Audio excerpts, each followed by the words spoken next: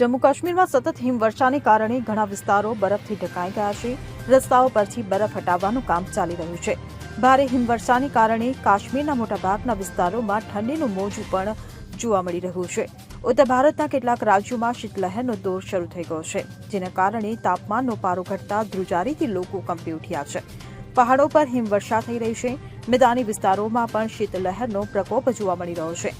ત્યારે જમ્મુ કાશ્મીરમાં શીતલહેરને કારણે કેટલાક રસ્તાઓ પણ બંધ હાલતમાં છે, જેને કારણે બાંદીપોરા ગુરેજ રોડ સહિત ઠેર ઠેર બરફ હટાવવાની ઝુંબેશ ચાલી રહી છે. ઉલ્લેખનીય છે કે છેલ્લા 3 દિવસથી ભારે હિમવર્ષા બાદ બીઆરઓએ ગોઝિલા પાસ પર બરફ હટાવવાની કામગીરી શરૂ કરી છે. બોર્ડર રોડ્સ ઓર્ગેનાઇઝેશને શુક્રવારે ભારે હિમવર્ષાને પગલે ગોઝિલા પાસ પર બરફ સાફ કરવાની કામગીરી હાથ ધરી હતી, જેથી આ વિસ્તારમાં પહોંચ પુનઃસ્થાપિત કરી શકાય અને સલામત મુસાફરી સુનિશ્ચિત કરી શકાય. હવામાન વિભાગના જણાવ્યા અનુસાર આગામી 24 કલાક દરમિયાન ગિલગિટ, બાલ્ટિસ્તાન, મુઝફ્ફરાબાદ, લદાખ અને જમ્મુ કાશ્મીરમાં હળવો વરસાદ અને હિમવર્ષા થઈ શકે છે. Bureau report CN24 news.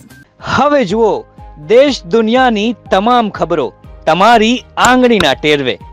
ઉઠાવો મોબાઈલ અને Google Play Store પરથી ડાઉનલોડ કરો અમારી CN24 ન્યૂઝ મોબાઈલ એપ.